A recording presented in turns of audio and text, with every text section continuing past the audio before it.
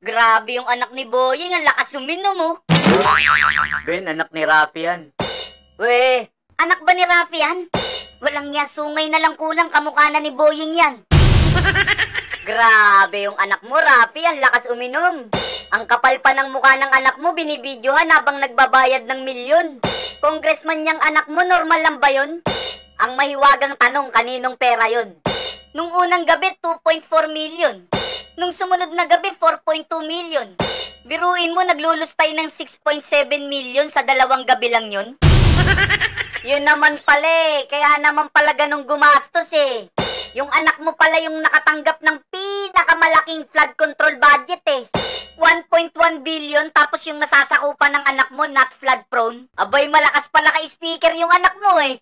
Kaya naman pala tahimik yung idol nyo, mapuputukan sila eh.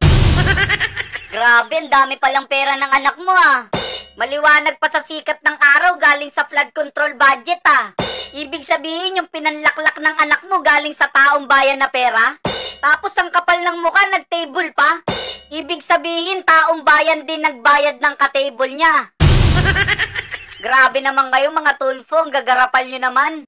Biruin mo $42,000 saka $73,000, dalawang gabi lang yan. Di ba 200 yung attorney nyo? Tanong nyo nga kung normal yan.